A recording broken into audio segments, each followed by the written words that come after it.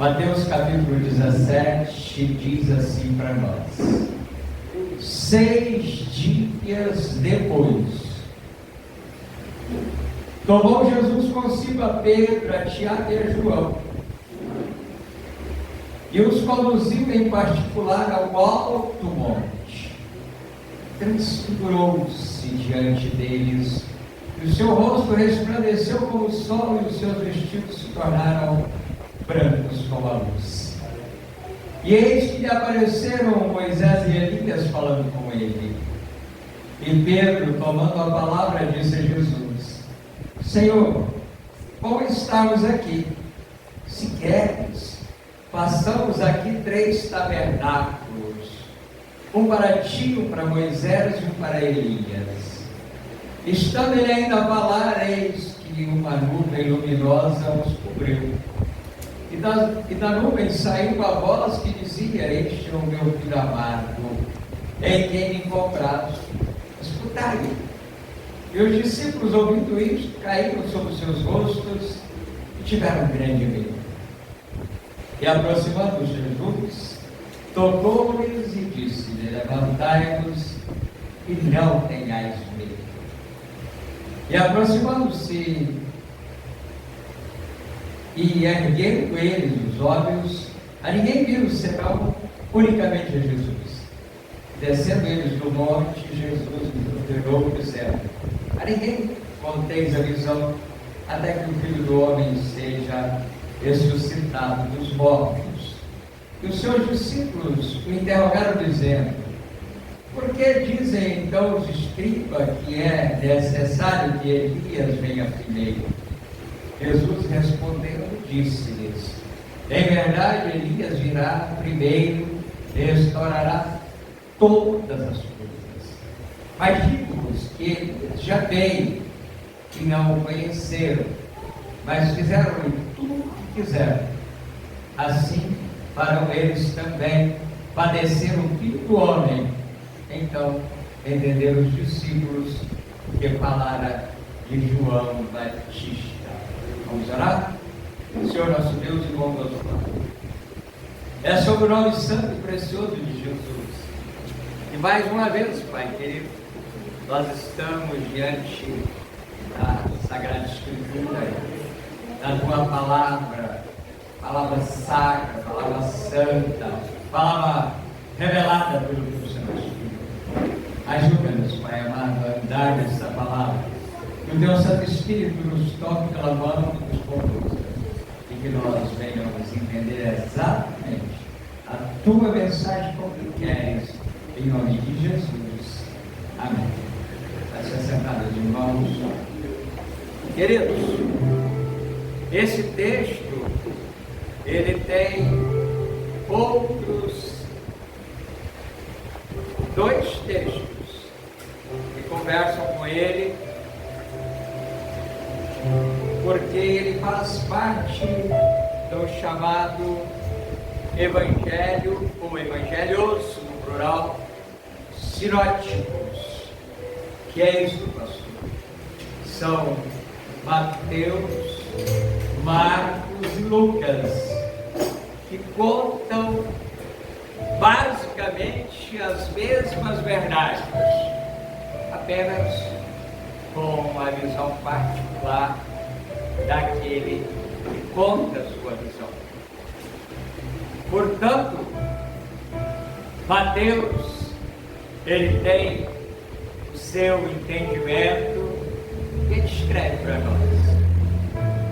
E aí vem Marcos, que tem o seu entendimento e escreve também para nós. E Lucas tem o seu entendimento, escreve também para nós. Agora, o que é importante demais da conta nós entendermos, olharmos, é que somente vamos entender esses 3 relatos baseados em um único relato. O relato de Marcos. Porque o relato de Marcos, ele é a priori dos outros dois relatos. Marcos, lá no capítulo de número 9. Eu te convido a abrir a tua Bíblia em Marcos, no capítulo de número 9, para nós começarmos a entender o que de fato está acontecendo.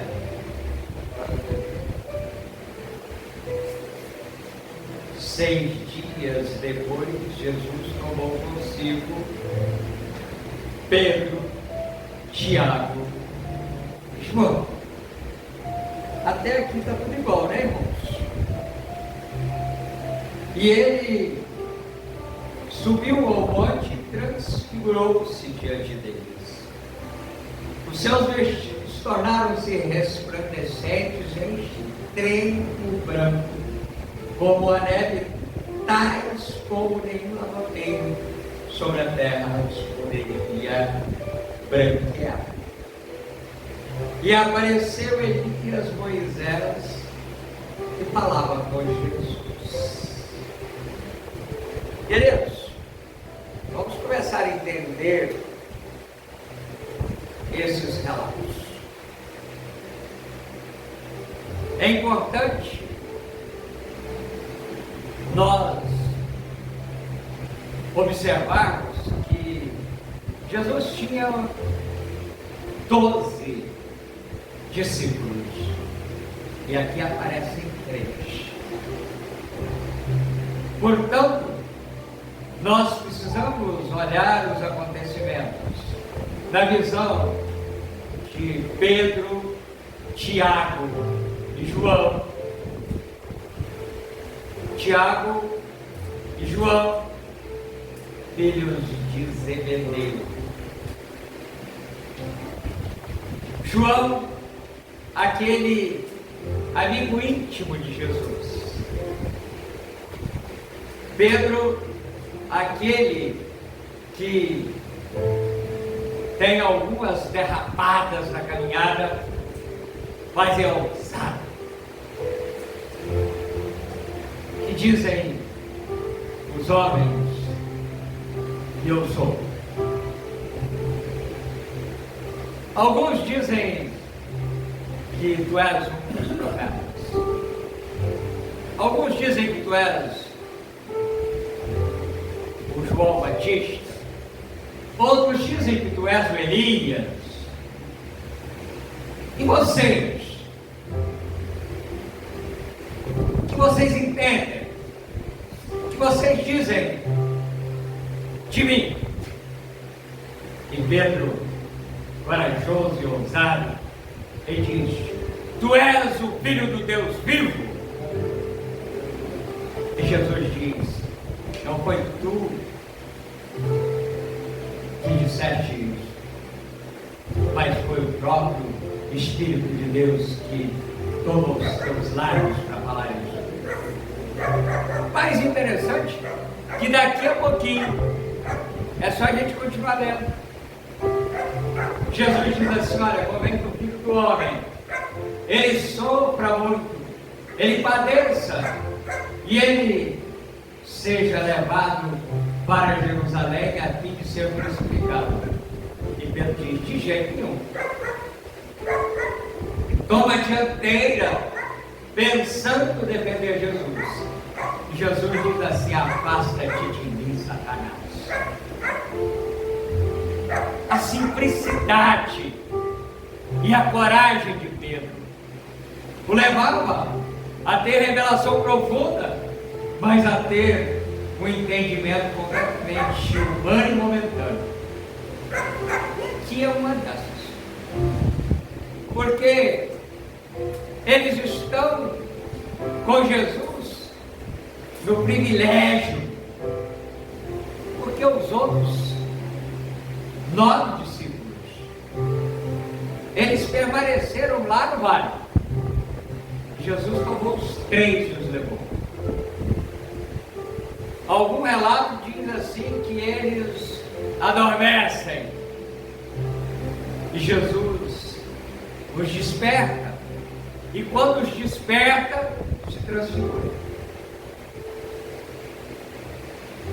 Quantas vezes o Senhor tem desejado se revelar a mim e a você, que nós estamos ébrios de sono espiritual. E aí, nós não vemos a transfiguração de Jesus diante de nós. Mas ali, Jesus vai os despertar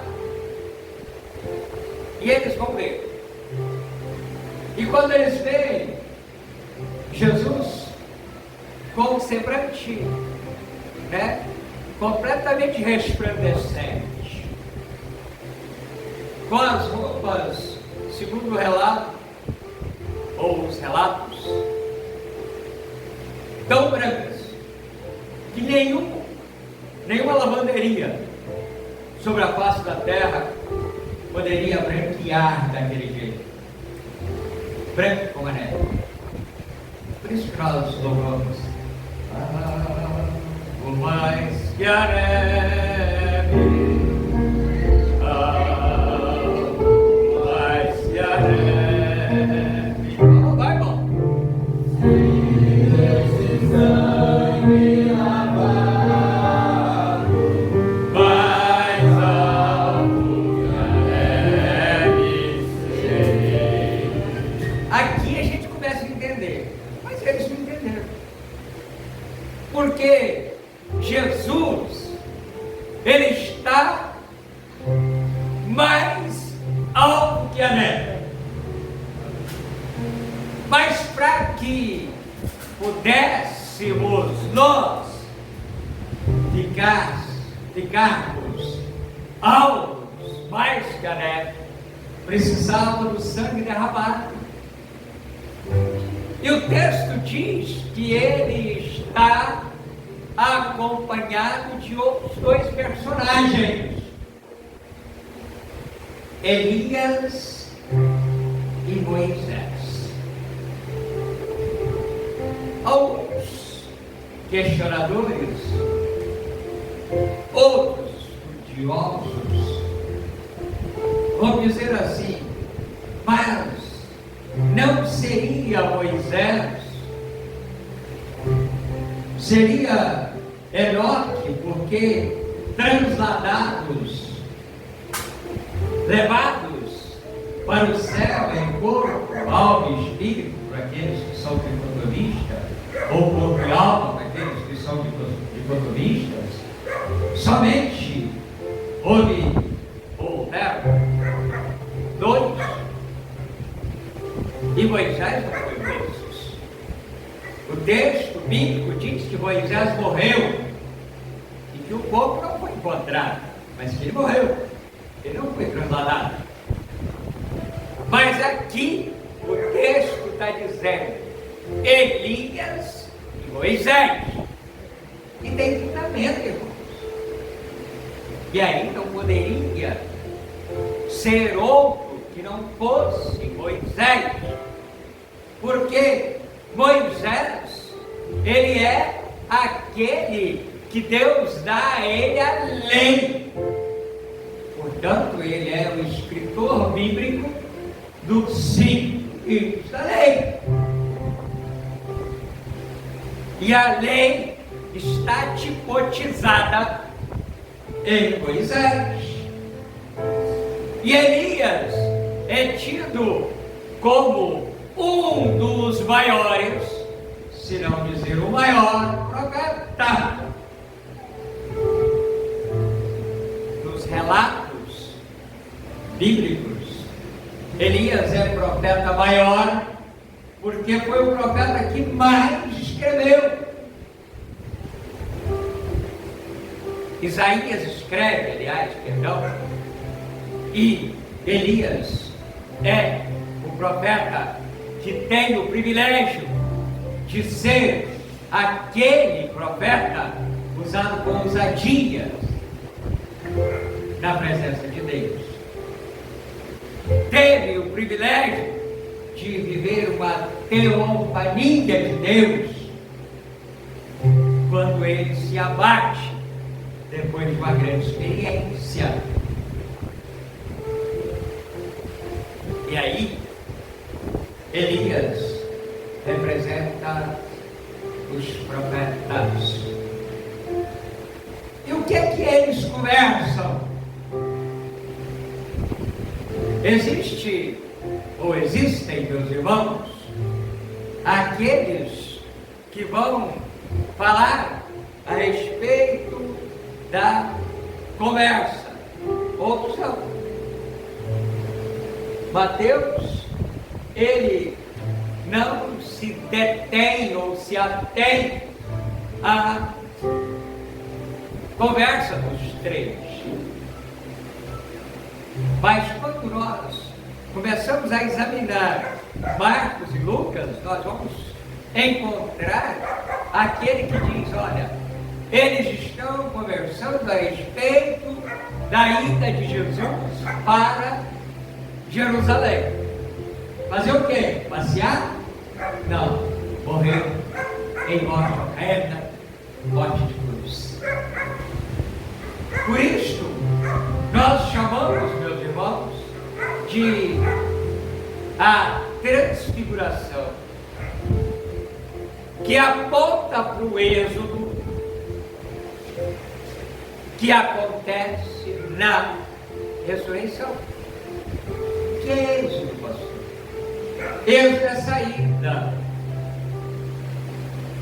O livro do Êxodo, Gênesis, Êxodo, capítulo 1 fala a respeito da genealogia. Capítulo 2 fala a respeito do povo hebreu crescer sobremodo. Capítulo 3, agora o jovem Moisés, que foi poupado da morte por corações generosos, por estratégia divina, ele tem um encontro com Deus. Pastor, ele ainda não houvera tido um encontro com Deus, genuíno e verdadeiro, não. Mesmo sendo alguém escolhido, mesmo sendo alguém que foi separado e preparado, porque você conhece toda a história. Depois de ser resgatado pela filha de Faraó, de ser criado até a certa idade pela própria mãe, e a gente, quando falou a respeito disso aqui outras vezes, ou quando falamos, agora nós gostamos de citar como Deus é tremendo, porque além dele não deixar aquela mãe ver o seu filho perecer, que a ordem era que fosse morto todos os meninos, todo masculino, e aí não é o português que se tem um menino junto, as meninas viram menino, aqui realmente o sexo masculino. Além de Deus poupar aquela mãe, certamente aquele pai. A Bíblia fala que ele é filho de pais hebreus. Ela ainda recebe, paga dinheiro para criar o próprio filho. Mas depois ela tem que devolvê-lo para aquela que o resgatou. E ela o faz porque ela sabia que Deus tinha algo sobremodo na vida do seu filho. Não adianta. Depois de 40 anos, aquele moço instruído naquilo que que havia de melhor no Egito. Ele está pronto para se candidatar a ser o próximo faraó. Mas é isso que Deus tinha para ele. Então por que ele ficou 40 anos no palácio e sendo preparado? Porque Deus, Ele nos prepara para a missão. Ele não pega qualquer um e usa de qualquer jeito. E depois dele estar 40 anos no deserto, depois da fuga foram mais 40. Ele está pastoreando Êxodo 3. E Deus se apresenta a ele. A sarça se consome. Aliás, a sarça se queima, mas não se consome. Não acaba de queimar. E quando ele olha, uma voz chama: Moisés, Moisés, Moisés, tira a sandália dos teus pés, porque onde você está é terra santa. Daqui para frente, meus irmãos, nós vamos ver esse moço sendo usado para o primeiro êxodo. Tenho visto e ouvido as aflições do meu povo e desejo libertá-los. Saída, passagem da escravidão para a libertação. Vamos à frente. O povo está liberto. Não vamos usar o tempo para a caminhada até a Canaã, então vamos direto para Canaã. O povo já está onde deveria estar. O povo já deseja rei para si. O povo já tem reis para si. E o povo, que a Escritura seguinte, ele se perde na caminhada e vai voltar para perto dele. Egito 430, Babilônia 70. E agora, depois de 70 anos, lá pela volta de 580 e alguma coisa antes de Cristo, o povo está voltando do cativeiro de 70 anos. Onde está isso, pastor? Segundo o livro das Crônicas, nós vamos encontrar o relato subido para agora no capítulo 36. Vamos encontrar Esdras falando, instruindo o povo que volta. Vamos encontrar Jeremias falando que para se cumprir o que fora profetizado pelo profeta, ele é preso o próprio Jeremias. Ciro, o rei da Pérsia, manda libertar o povo, ou liberta o povo. Vamos encontrar Ageu falando a respeito desse povo que volta para construir e reconstruir o templo. Na verdade, reconstruir. Vamos encontrar Elias com a tarefa de estar reconstruindo Jerusalém. Mas, no meio disso tudo, vamos encontrar aqueles que querem parar a construção e a reconstrução. Tobias, Sambalá, ou Sambalate e Jefsém resistiram lá, existem aqui, existirão amanhã. Passado, presente e futuro. Então você viu o primeiro êxodo. Você viu junto comigo, ou nós vimos, se fomos juntos, o segundo êxodo. E agora nós vemos o terceiro e definitivo êxodo.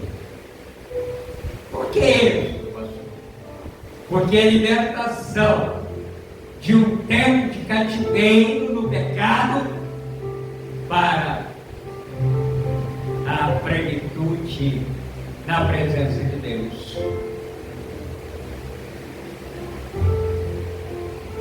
Porque Deus amou, eu estou lá em João 3,16, o mundo de tal maneira que deu o seu Filho único, para que todo que nele crê não morra, mas tenha a vida eterna.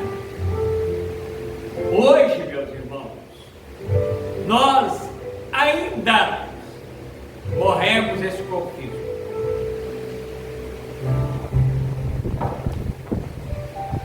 Mas chegará o momento que este corpo será revestido e aí não vai ter mais morte.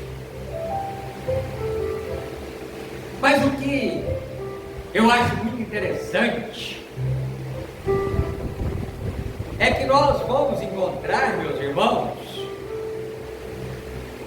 o relato, os relatos em Marcos. Eu disse que é o evangelho que vai estar dando um panorama para os outros dois. Marcos capítulo 9, Lucas capítulo 9, Mateus capítulo 17. Os relatos são idênticos. Marcos capítulo 9,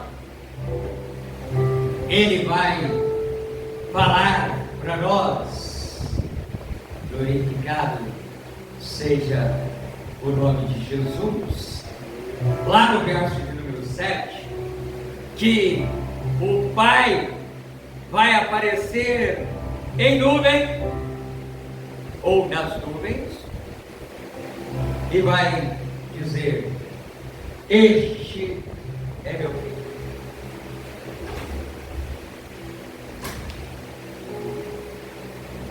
Lucas, também no capítulo 9, no verso 35, vai relatar a mesmíssima coisa. Mateus capítulo 17, também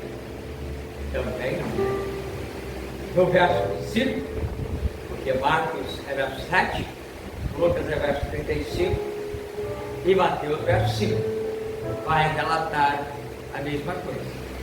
Mas eu tenho que já partir para o encerramento. Marcos é o único que vai falar de algo. Aliás, deixa eu voltar a minha fala um bocadinho.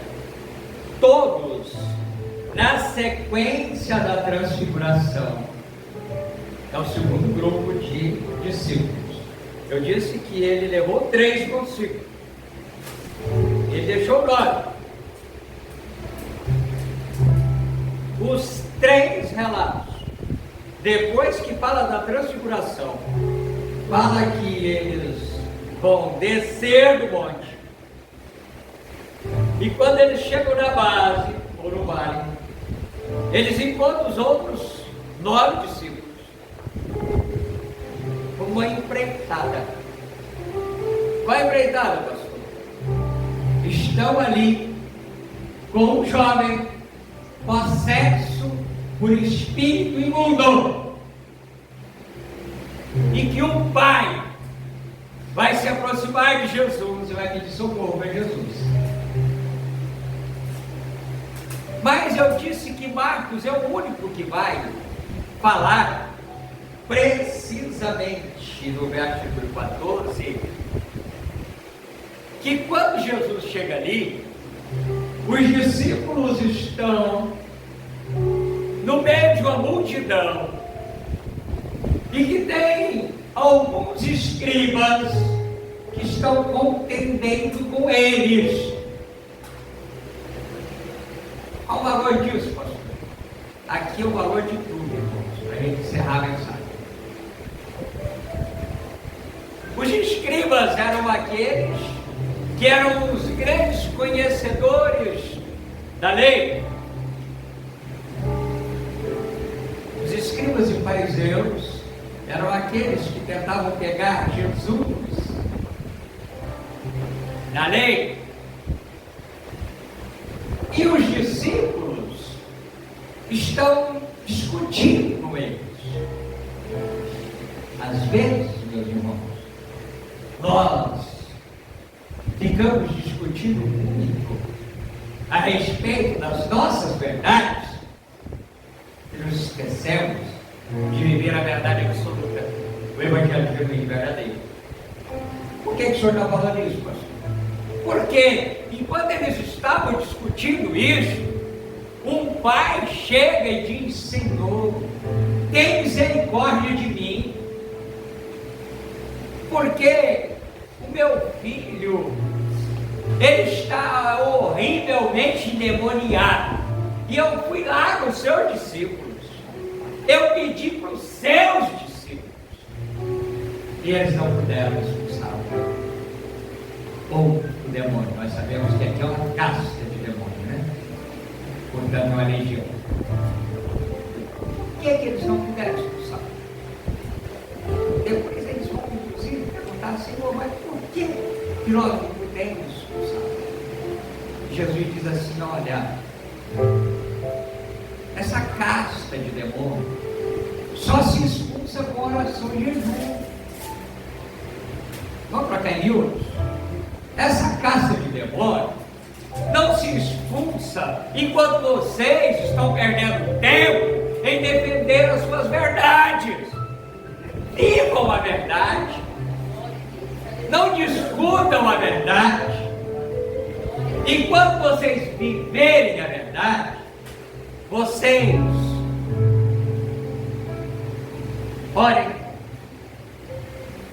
santifiquem, jejum, se preparem, porque legião de demônios, meus irmãos, ela sai em nome de Jesus, ela sai com autoridade. Eu estou encerrando ele. Vocês devem ter observado, e eu não tenho dificuldade nenhuma de trazer relatos daquilo que eu entendo ser verdadeiro, não importa de onde vem, né? Trago às vezes até para acontecer um outro. Mas eu gosto muito, né, de alguns pregadores da Igreja Presbiteriana do Brasil, até porque eu sou filho de lá, né? Quase 20 anos eu passei lá, né? A minha formação teológica aconteceu lá, então eu não posso ter dificuldade de trazer alguma coisa que vem de lá. E reverendo Hernandes Dias Lopes, ele conta algo que ele experimentou. Dois relatos que eu vou ser breve para a gente encerrar. Porque às vezes a gente fala assim: presbiteriano não acredita em demônio, presbiteriano não acredita no Espírito Santo, presbiteriano não expulsa demônio. Mentira, irmãos. Porque presbiteriano acredita na Bíblia, e demônio está escrito em relatos deles na Bíblia, o Espírito Santo também. Mas vamos ser breves. E ele diz que ele viveu uma experiência com uma jovem mãe, uma jovem senhora, que houvera se convertido, e que aquela mulher se converteu, se batizou, se tornou membro da igreja, e logo depois que ela se tornou membro da igreja, ela tinha uma criança pequena. Eu não me recordo a idade certinha, mas parece que é entre 3 e 5 anos. Bem terra na idade. E que essa criança, um dia, a mãe caminhando com a criança em via pública, cantarolando um hino evangélico, e a criança se manifestou. E aquela mãe ficou desesperada, e ela procurou o pastor, o reverendo Atrás. E ele marcou um encontro com ela no gabinete dele. E ela pediu que levasse a criança. Enquanto ele estava conversando com ela e falando de Jesus, a criança se manifestou. E aí ele usou da autoridade do nome de Jesus para expulsar aquele demônio que estava sobre aquela criança. No segundo episódio, ele diz que foi pregar na formatura de bacharéis em teologia num seminário presbiteriano lá no Nordeste. E aí, depois um dos seminaristas, um dos formandos, um dos bacharéis, veio conversar com ele e contou para ele um relato. Ele disse assim, que aquele moço falou assim: pastor, esse dia é muito importante para mim, e recentemente eu vivi uma experiência muito forte. Eu fui convidado para pregar numa grande igreja presbiteriana. E eu, ainda seminarista, e aquilo me pareceu ser um grande privilégio. E enquanto eu estava ali na casa do pastor da igreja, me recebeu na casa dele, chegou uma irmã pedindo socorro, porque alguém, vizinho dela, estava sobremodo endemoniado. E aí o pastor disse assim: sim, minha irmã, nós vamos lá, porque chegou na minha casa um homem cheio de sabedoria de Deus e do Espírito Santo, e nós vamos lá expulsar esse homem. E quando chegaram lá, o pastor disse para o seminarista: está aí, expulsa. E o seminarista diz que ficou sem ação. E o demônio deu uma bofetada nele e ele caiu no chão. E ele ficou ali caído e completamente humilhado por um bom tempo ali, caído no chão. E o demônio ficou odiando dele, até que ele começou a orar. E ele começou a pedir: Senhor, revigora a minha força, ou as minhas forças, porque é o nome de Jesus que está sendo colocado em pé. E aí Deus o levantou do chão e deu autoridade a ele. E ele, com autoridade, disse: em nome de Jesus, saia. E o demônio saiu. Esta casta de demônio só se expulsa com oração e jejum.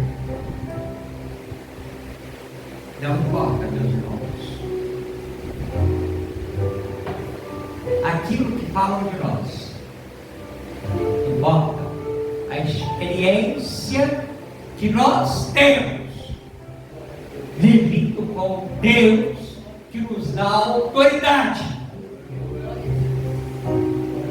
Jesus tem desejado se transfigurar diante de mim e de você, para que nós possamos viver as mesmas experiências de Atos dos Apóstolos, mas virá sobre nós o poder, o vigor, sereis minhas testemunhas, com poder, com vigor, com o Espírito Santo sobre as nossas vidas, nós temos autoridade para expulsá-lo. Estou acabando bem. Glórias a Deus, irmãos. Que não tenha acontecido com frequência mais aqui nessa igreja local. Mas que não seja por nós estarmos de olhos fechados. Porque se o demônio entrar na igreja do Senhor, nós precisamos ter discernimento e expulsá-lo. Algumas vezes você já nos viu expulsando demônio. Estou falando só de mim, não. Estou falando de nós, principalmente dos obreiros da casa. Mas não é só obreiro que expulsa demônio. Basta ser crente. Convida no altar. E aí, houveram algumas vezes, haverão algumas vezes, que vai sair mais rápido, que outras vezes vai demorar mais para sair. Mas vai sair em nome de Jesus. Porque isso não significa que não tem poder ou que não tem autoridade, não. Se tem vindo no altar, tem que sair. Mas às vezes, a legião é muito perto de lado. E aí demora mais um pouquinho. Mas, em nome de Jesus, ela bate em retirada. Porque sobre o nome de Jesus, todo joelho se dobrará. Portanto, demônio não é para brincar com ele. É para usar de autoridade. E sobre o nome de Jesus, ele tem que sair. Amém?